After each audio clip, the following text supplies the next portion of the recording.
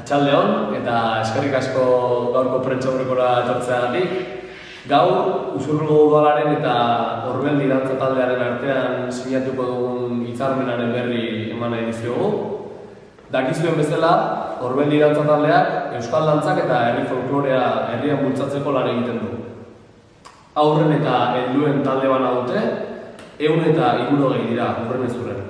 Eta horrekin batera, beste 15 kolaboratzaile inguru dituzte, txistulari, jostun eta laguntzaileak kontuan hartuta.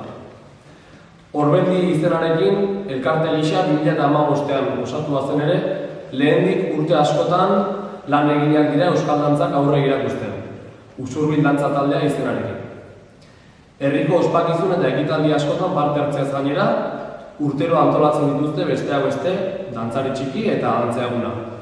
Aipatzekoa da baita ere, Usurbilgo inauteriak sortzeko iaz hasitako bidea. Udala elkarlanean aritzen da beste erakunde publiko zein herriko taldeekin batera kulturaren sustapenean, baita Orbeldirekin ere. Bien arteko hartu emana eta elkarlana ere etengabekoa izan da urte guztiotan, baina orain arte ez dugu hitzarmen idatzirik izan.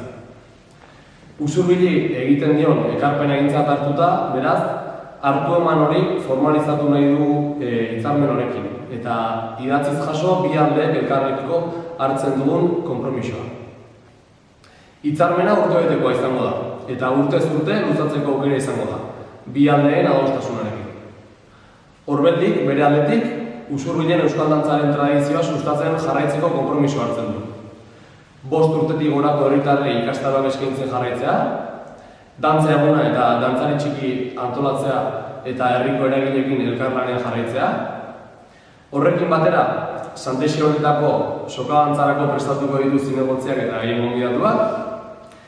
Udalak beharra izan dezakeen beste bi ekitalditan laguntzeko konpromiso ere hartu dute, esaterako orezko agurra dantzatuz. Udalak bere aldetik, Orbeldik bere jarduna gauzatu ahal izateko diru laguntza emango dio, 14.000 eurokoa. Horrez gain, lokal bat prekarioz lagako dio elkarteari, materiala gordetzeko, San Esteban kaleko 11. zenbakiko udal lokala. Taldearen ibilbide osoan, hainbat lokaletan egin izan dituzte entseguak. Azken urteotan, kiroldeiko areto berrian elkartu izan dira, eta hori ere erabiltzen jarraitu dute.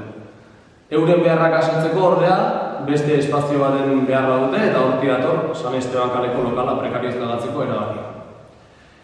Gure aldetik hoxe guztia, eta Orbeldi dantza taldeko Aitor Agirreri emango ditza.